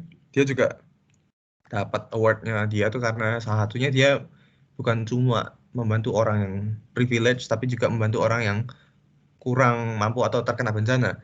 Jadi aku waktu itu ketemu sama bapaknya langsung, dia juga, aku tanya gitu, apa yang membuat bapak tuh bisa sampai melakukan humanitarian architecture. Humanitarian architecture itu apa sih? Humanitarian architecture itu arsitektur yang bertujuan untuk membantu kegiatan kemanusiaan gitu. Jadi kebetulan waktu itu bahkan kita waktu ada tsunami zaman dulu mereka bantu ikut nyumbang arsitektur yang bisa bantu mereka. Misalnya kalau misalnya kalian lagi kena bencana tuh biasanya kalian taruh di lapangan basket indoor, terus kayak bayangin kalian habis kehilangan rumah kalian, terus kalian tidur lihat kanan ada tetangga kalian, lihat kiri ada tetangga, kalian kan stres gitu. Nah mereka menggunakan arsitektur dari kertas untuk membuat partisi-partisi atau kayak rumah kecil untuk mereka bisa shelter selama bencana itu. Aku pernah tanya langsung sama bapaknya si Keruban ini, kenapa bapak melakukan ini kegiatan kemanusiaan ini, dan dia bilang aku udah terlalu lama melayani orang kaya istilahnya. Maksudnya apa? Arsitektur tuh bagi dia kadang-kadang merasa mungkin untuk orang yang punya uang. Kalau kamu punya uang, kamu bisa bayar arsitek gitu kan. Nah, tapi padahal semua arsitektur harusnya buat untuk semua orang gitu loh. Yang orang yang tidak mampu bayar pun harus juga bisa menerima arsitektur. Maka dari itu dia bilang, aku sudah bosan melayani orang yang mampu. Aku juga ingin berkontribusi balik ke orang yang kurang mampu gitu. Itu yang membuat aku kayak sangat terkesan gitu. Maka dari itu akhirnya aku decide untuk masuk ke situ salah satunya. Oke, oke, oke. Itu cukup apa ya? Cukup menarik sekali gitu, karena sepertinya kalau di Indonesia rata-rata arsitektur ya arsitektur aja nggak sih? Ya belum ya kita nanti mungkin. Ya mungkin nanti gitu. Ketika Parama kembali lagi ke Indonesia, Ah, nanti bisa lah buat yang bidang itu fokus gitu. Dan mungkin bisa diterapkan di mana, di Sulawesi, di Palu kayak gitu, atau mungkin di Jogja juga yang istilahnya rawan bencana lah ya. ya Oke, bisa. semangat ya untuk itu. Oke, jadi kita tadi ngobrol banyak banget nih, dan apa ya istilahnya kayak kita semacam direkomendasikan atau disarankan untuk melanjutkan ke luar negeri, tapi dengan catatan kalau memang itu cocok, dan kalau memang lebih cocoknya di Indonesia aja, itu juga bisa juga, karena ya tidak bisa dipungkiri bahwa kita akan mendapatkan banyak hal positif juga dan dapat insight-insight baru juga, terutama dari teman-teman dari berbagai negara juga kan ya. Nah, terus teman-teman di sini nih rata-rata ya rata-rata orang Indonesia nih, mereka punya mimpi yang tinggi gitu sebenarnya. Tapi kendalanya adalah mereka apa ya semacam punya momok gitu. Jadi seperti mereka takut untuk berbicara bahasa Inggris gitu. Jadi mereka berpikir bahwa aduh aku nggak bisa bahasa ini nih, aku nggak bisa bahasa ini kayak gitu. Nanti aku takut kalau misalnya lawan bicara ini nggak paham dengan apa yang aku maksudkan gitu. Nah itu mereka juga kadang merasa bahwa kayak takut grammar salah, habis itu takut aksennya kelihatan kayak gitu. Bahkan aku pribadi pun karena aku emang dari Jawa Timur dan modoknya itu modok banget kan sebenarnya. Itu bahkan ketika ngomong bahasa Indonesia aja kadang kelihatan aksennya itu udah yang kayak ciut duluan yang kayak semacam aduh jangan ngomong lebih banyak lagi deh kayak gitu kan. Nah itu gimana nih cara menghadapi ketakutan semacam ini gitu. Kak Rama dulu punya ketakutan yang kayak gini nggak sih atau enggak atau gimana? Ya ada lah gitu-gitu. Bahkan nggak usah bahasa Inggris aja, ngomong waktu dari sama, aku juga dari Solo. Main ngomong Jawa pun ya iso gitu lah. Misalnya mau medok ya iso. Jadi kayak sampai sana, aku kan dari dulu sekolah di Solo, nggak pernah ngomong lu gue gitu. Waktu sampai sana tiba-tiba ketemu orang Jakarta, ada orang dari Sumatera, dari Sulawesi, dari Kalimantan, dari Jawa Timur juga, itu kayak dibilang medok ya biasa aja gitu. Nah itu pilihan kalian, apakah kalian mau "Ah, aku nggak mau, aku mau jadi bisu, nggak usah ngomong lagi karena aku dibilangin medok," atau kalian mau embrace ya kemedokan kalian dan bergaul dengan orang-orang yang positif, yang nggak usah ngejudge kalian, for example kayak gitu loh. Maksudnya jadi medok pun ya kayak apa masalah gitu kan, nggak ada masalah ya. Nah itu berlaku juga dalam bahasa Inggris. Bahasa Inggris awalnya pun ya juga susah gitu, kayak aku dari sekolah nasional, jadi bahasa Inggris bukan bahasa nomor satu kan. Tanya sama guru, itu guru sampai tanya kayak 3 kali gitu, kayak apa gitu, kayak aku bisa tanya gitu, Miss ini gimana gini, terus ya kayak apa ini gini gimana maksudnya gitu, terus kayak apa, nah nggak ngerti itu kan, aku bingung kenapa nggak ngerti. Ada dua kan, either gurunya pendengarannya terganggu atau omonganku kurang jelas. Tapi murid Iya lain bener dijawab. Nah, kemungkinan aku yang ngomongnya kurang jelas. Nah, dari situ aku belajar. Oh, berarti ngomong yang jelas tuh kayak gimana sih gitu. Nah, em, dan apakah kalian mau jadi ciut hatinya ketika pertanyaan kalian nggak dijawab? Ya enggak toh. Kalian belajar supaya bagaimana pertanyaan kalian dijawab gitu kan. Nah, jadi kalau bahasa itu kalian kalian mau menguasai itu lebih ke pilihan ada di tangan kalian. Apakah kalian mau embrace bahasa kalian atau kalian mau ciut sendiri, takut untuk berusaha berbicara bahasa itu. Kalau kalian latihan langsung pasti bisa gitu loh teman-teman. Oke, gimana tuh caranya Kak Parama supaya nggak ciut tadi? Kayak langsung ngomong ke diri sendiri aja atau mungkin ada tips-tipsnya yang kayak, oh aku akhirnya setiap hari kayak dengerin atau mengimitasi orang berbicara bahasa Inggris atau gimana kayak gitu? Oke, kalau caranya kan, kalau dari aku sendiri, aku punya tujuan yang jelas gitu. Aku punya pertanyaan, aku pengen pertanyaanku dijawab. Nah, kalau aku ngomongnya nggak jelas kan nggak dijawab toh. Ya udah, dari situ aku belajar bagaimana caranya aku ngomong jelas supaya selalu dijawab. Satu. Kedua, kalian juga bisa kan punya tujuan yang jelas. Aku ingin berteman dengan orang Amerika. Nah, tapi kalian nggak bisa berteman sama orang Amerika kalau kalian ngomongnya diseret-seret gitu kan, nggak enak kan. Nah, kalian juga jadi Bener-bener. akhirnya belajar ngomong bahasa Inggris, kalian belajar jokes bahasa Inggris, itu loh kayak teknik-teknik jokes lucu gitu kan. Jadi kayak kalian bisa lebih membaur gitu loh. Kadang-kadang kan jokes kita Indonesia masuk sana kan agak beda misalnya gitu. Nah, jadi kalian jadi belajar majas-majas atau penggunaan gaya bahasa yang bahasanya sana. Jadi bukan cuma pikiran kita tertutup, tapi kita malah latihan gitu loh teman-teman. Gitu. Oke oke. Baiklah. Intinya belajar dari kesalahan-kesalahan seperti tadi yang gurunya Kak Parama yang apa gitu akhirnya ya belajar dari situ juga gitu. Hmm. Oke. Baiklah. Jadi secara tidak langsung memang sebenarnya belajar bahasa Inggris ini penting juga gitu kan ya untuk melanjutkan studi ke luar negeri kalau memang mau, atau nggak usah muluk-muluk studi deh, untuk travel itu juga perlu lah ya, atau mungkin untuk fellowship semacamnya atau intern kayak gitu kan.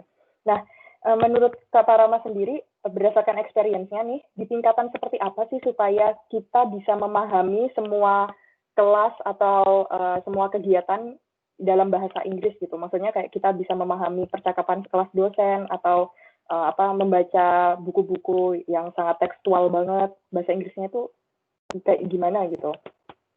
Supaya kita Wah, bisa sampai di tahap itu. Itu juga depends banget ya, depends banget tuh as in kayak apa, misalnya masuk sekolah A, level berbicaranya kadang bisa beda dengan sekolah B.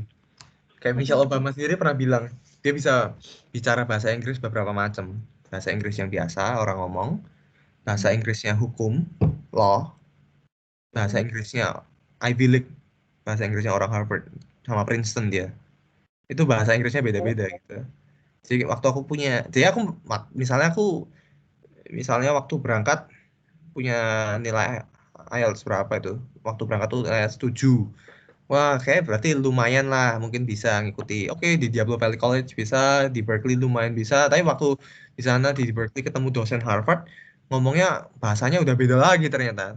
Kayak mereka kayak misalnya bilang, eh, bagian ini bagus. Kalau kita kan bilang kayak, oh this part is nice, this part is pretty. Kalau mereka bilangnya misalnya, this moment is aesthetically pleasing, for example. Nah itu kan beda gitu loh. Jadi kayak kalau kita ngomongnya jelas ini kayak clear, kalau mereka ngomongnya kayak conspicuous. Nah, itu kan sesuatu yang kita nggak tahu. Jadi, kalau ditanya sampai kapan belajarnya, nggak ada berhentinya sih sebenarnya. Kayak jangan berpuas diri sampai, oh aku sudah IELTS 8, berarti aku bisa semuanya misalnya. Ya belum tentu, kalian tanya conspicuous, apaan nih, parsimonious artinya apa? Bingung juga kan? Gitu. Jadi, nggak Oke. ada batasan kalau belajar bahasa Inggris. Oke, baiklah. Jadi istilahnya apa ya, belajar sampai mati lah ya Hmm. untuk mencapai level tertentu gitu. Hmm. Oke, jadi kira-kira ada tips yang mungkin sedikit efektif nggak sampai Kak Parama bisa memahami bahasa Inggris yang kayak gitu gitu? Selain tadi dari guru atau apa ya? Atau mungkin kita harus nyemplung langsung supaya bisa lebih efektif lagi atau efisien gitu cara untuk belajar bahasa Inggrisnya. Ada banyak macam sih. Kalau salah satunya ini yang paling aku sempat bahas kayak gini juga di YouTube channel aku, buat teman-teman yang tertarik nanti bisa cek di YouTube channel Parama Suteja. Itu ada, aku lupa berapa tips untuk bahasa Inggris, itu ada software-softwarenya juga yang membantu. Nah, tapi kalau dari aku sendiri, aku merasa Inggris aku paling improve banget itu ketika aku mau ujian bahasa Inggris. Misalnya aku mau ujian IELTS atau ujian TOEFL, jadi aku terpaksa belajar TOEFL IELTS. Ketika aku mau yang paling berubah banget, nah setelah aku ambil TOEFL IELTS waktu zaman dulu, ya udah Inggris aku merasa ya gitu-gitu aja. Dan aku merasa Inggris aku berubah lagi ketika aku ambil GRE, itu Graduate Record Examination. Itu ya yang belajar kalimat parsimonious atau yang kalimat conspicuous itu dari situ semua. Nah, aku baru sadar, oh ya ampun, ternyata kalimat-kalimat ini tuh eh, yang membuat orang tuh akhirnya ngomongnya bisa bagus gitu loh. Maksudnya, kalian pernah nggak sih, Mbak, kalian merasa udah bisa bahasa Inggris, terus kalian baca koran bahasa Inggris, terus kayak nggak ngerti, soalnya kalimatnya susah-susah. Nah, kalian belajarnya itu dari kayak soal GRE itu, teman-teman. Dan gimana supaya bisa pinter kayak gitu, ya kalian terpaksa harus ambil tesnya, jadi kalian terpaksa belajar gitu loh. Oke, cara yang bagus. Jadi harus mencoba ikut tesnya dulu lah ya. Oke, baik. Kalian coba deh kayak misalnya daftar, ini bulan apa sih, bulan Agustus, ya udah kalian misalnya daftar ujian TOEFL bulan November atau bulan Desember, wah dah kan kalian terpaksa belajar Inggris 3 bulan intensif gitu. Oke, baiklah. Oke, jadi tadi kita sudah ngobrol panjang lebar banget, dan ini adalah pertanyaan terakhir dari aku sebelum kita akan lanjut ke Q&A. Jadi tadi kita sudah berbicara mengenai motivasi, terus kita juga berbicara mengenai cara efektif dan juga belajar bahasa Inggris gitu. Nah, boleh dong Kak Parama bagi 1 atau 3 tips ampuh mandraguna untuk para linggobadis di sini yang ingin melanjutkan studi ke luar negeri gitu. Maksudnya ini gimana? Maksudnya tips Oh, diterima, tips dapat beasiswa atau kayak gimana ya? tips untuk melanjutkan studi dalam artian supaya bisa diterima dan supaya di sana bisa apa ya, bisa mengikuti alurnya tanpa homesick atau tanpa kayak nyesel udah di posisi itu sekarang. Kalau aku sih coba mungkin 2 dulu ini. Satu, eh, kalian jalani aja. Kalau kalian mau masuk mana, kalian pelajari itu gimana caranya bisa masuk situ, kayak cari mentor yang tepat dan jalani. Satu. Jadi kalau kalian punya mimpi sebesar apapun, kalau nggak pernah dijalankan pasti tidak akan bisa kan, nggak akan tercapai lah istilahnya. Yang kedua, kalian harus punya komunitas yang positif. Dan komunitas yang positif itu setiap orang tuh punya pengertian yang masih berbeda-beda. Kalau aku komunitas yang istilahnya baik dan misalnya rajin gitu. Nah, kalau kalian komunitasnya rajin, kalian juga terpengaruh jadi rajin gitu istilahnya teman-teman. Kalau kalian cari komunitas yang males, ya eventually kalian juga jadi males gitu. Ada kan yang bilang kayak you're the average of the 5 people that you spend your time most with. Jadi kayak kalian tuh paling banyak spend time sama siapa, ya itu kalian istilahnya. Jadi kalau aku sih, satu, melangkah dulu. Yang kedua, kalian cari komunitas yang baik dan mentor yang baik. Dan semoga kalian bisa tercapai impiannya gitu. Oke, baiklah. Wah, itu cukup membantu juga. Semoga Linggo Badis di sini sangat tercerahkan oleh insight-insight baru dan pengalaman dari Kak Parama, meskipun kita tidak mengalaminya secara langsung gitu ya. Jadi ya semoga bisa membantu semacam plan untuk melanjutkan studi ke luar negeri. Mulai dari persiapan bahasanya itu yang kayak gimana, habis itu efektifnya kayak gimana, kayak gitu. Oke, jadi ini sudah ada beberapa pertanyaan yang masuk. Jadi ini boleh dong Nur Afni menyalakan audionya dan bertanya langsung gitu biar lebih jelas.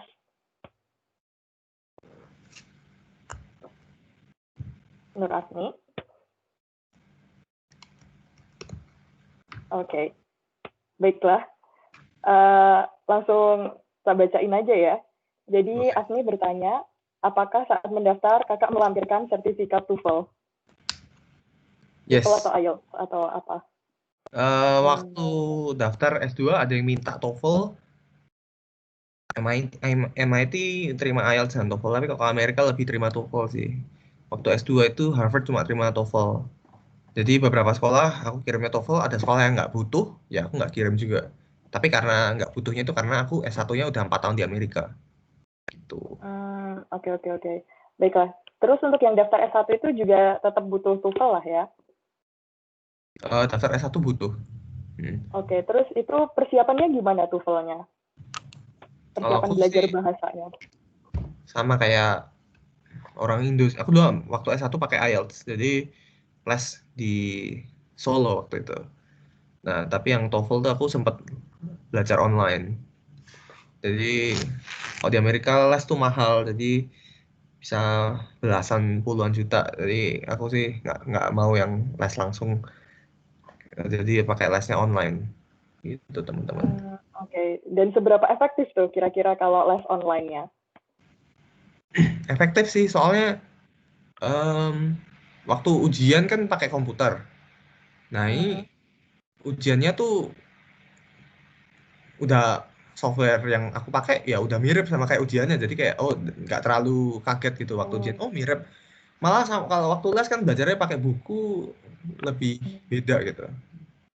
Benar-benar. Justru itu yang lebih bagus karena memfamiliarkan kita langsung ketika tesnya langsung gitu ya. Oke. Baiklah, lalu ada pertanyaan selanjutnya, ini dari Diva Kartika Larasati. Diva bertanya, serinci apa kita perlu menyusun study atau career plan untuk scholarship application? Serinci apa? Sedetail apa? Kalau misalnya sedetail apa ya? Sedetail yang kamu bisa atau ya? Maksudnya kayak, kalau tidak detail kan maksudnya kamu cuma nulis, saya mau daftar scholarship titik gitu ya. Ini ada orangnya nggak? Mau ngobrol langsung nggak ini? Boleh, Diva Kartika Larasati, boleh dong nyalain audio. Oke, sip. Halo Diva. Halo Kak. Gimana nih? Lagi mau nyusun rencana study plan gitu atau bagaimana ini? Iya, aku juga lagi mau kayak apply beasiswa gitu. Terus kayak disuruh bikin career plan, tapi kan belum pernah, jadi bingung juga gitu. Kayak untuk berapa tahun ke depan, dan kayak harus serinci apa? Apakah harus sama pilihan universitasnya juga, terus jurusannya apa, atau cuma sekedar pingin jurusannya aja atau sekolahnya aja atau gimana? Atau mungkin sama dosen-dosennya juga kayak tadi Kak Farama. Oke. Oh, kamu mau daftar scholarship atau daftar sekolah ini ceritanya?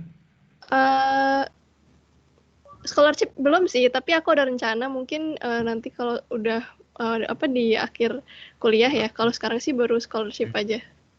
Oke.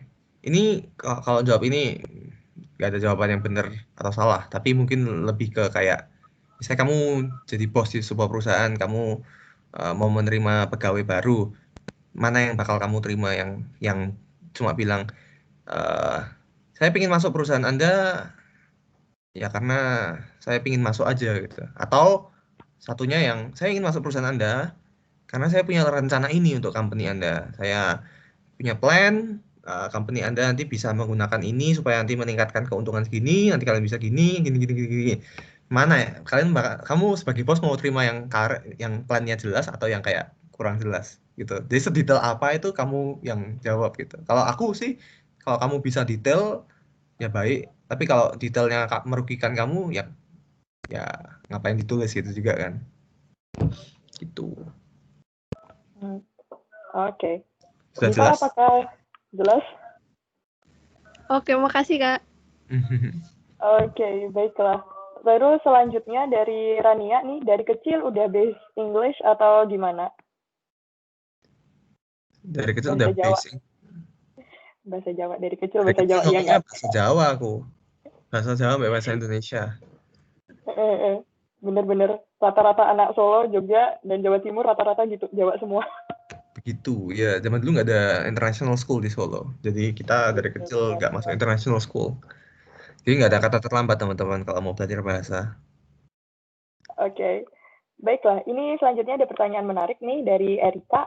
Hai Kak Parama, aku mau tanya mengenai gimana cara mendapatkan recommendation letter. Apakah ada tips dan trik agar dapat letter yang sesuai? Oke, well, nah ini menarik juga teman-teman, tips buat teman-teman. Jadi ya aku juga baru tahu bahwa kalau misalnya recommendation letter itu kan kalian minta recommendation letter, terus nanti misalnya guru kalian tuh ngirim ke sana, itu salah satu pertanyaannya tuh ada gini, seberapa dekat hubungan kamu sama murid ini, ditanyain, murid ini termasuk top 1% di kelas kamu, top 10%, apa top 20%, top 50%, apa top 100%. Jadi itu pertanyaan yang aku dulu nggak tahu, tapi ternyata aku baru ngerti gitu. Jadi mereka tanya seberapa dekat kamu hubungan. Kalau kamu hubungannya nggak dekat sama dosen kan mereka bisa bilang, oh saya dari 1 sampai 10 kedekatan kamu sama dosen sama murid ini berapa? Cuma 2. Itu berarti kan ini kebetulan dari muridnya tidak terlalu engage sama dosennya. Nah jadi kalau kalian tanya gimana cara mendapatkan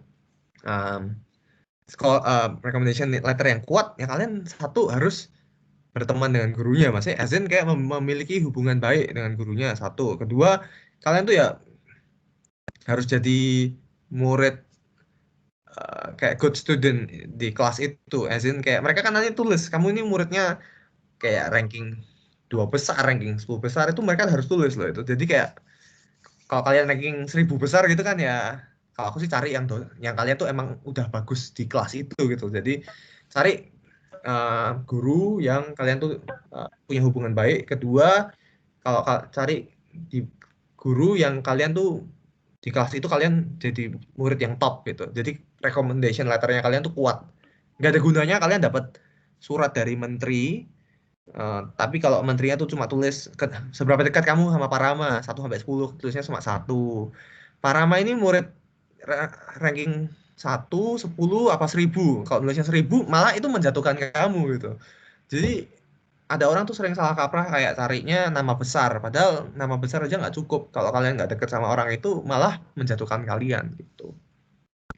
Oke, baiklah. Itu ya benar, recommendation letter memang pentingnya kayak gitu, harus cari orang yang deket ya. Ini terus pertanyaan terakhir ya, dari Leontin Siagian. Bisa tolong kasih reminder nggak Kak untuk siswa yang sekolah di luar negeri agar kembali ke Indonesia dan memajukan negara?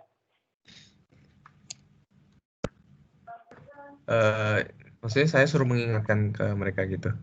Mungkin semacam kata-kata petuah kenapa harus kembali ke Indonesia?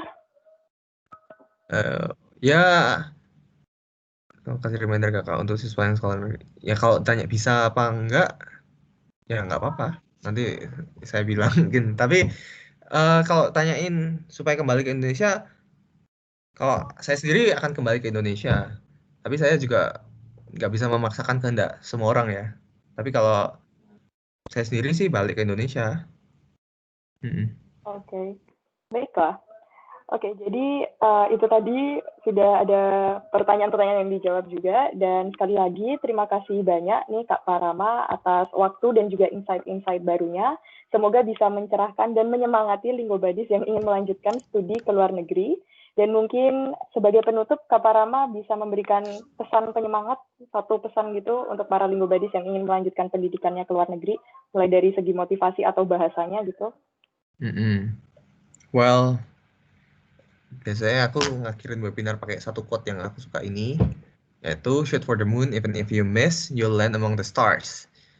Artinya kalian tuh kalau punya tujuan tuh setinggi bulan, bahkan kalau misalnya kalian nggak sampai ke bulan itu pun, kalian udah berada di antara bintang-bintang.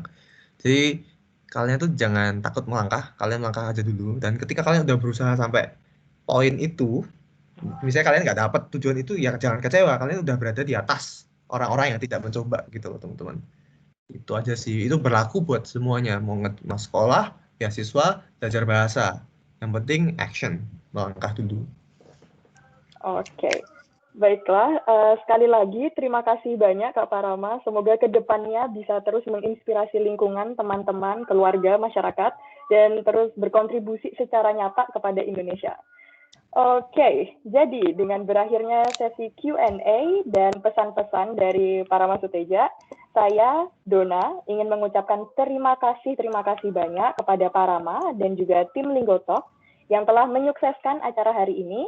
Dan juga dengan ditutupnya acara ini, Linggotalk ingin mengumumkan pula bahwa Linggotalk telah resmi launching dan Linggobadis di sini, dan Linggobadis di sini yang mengikuti acara ini bisa langsung kepo-kepoin websitenya linggotalk.co. Ingat, kepo-kepo itu baik, as long as kepo-keponya bukan untuk menghujat. Jadi kepoin Instagramnya Linggotalk dan websitenya Linggotalk.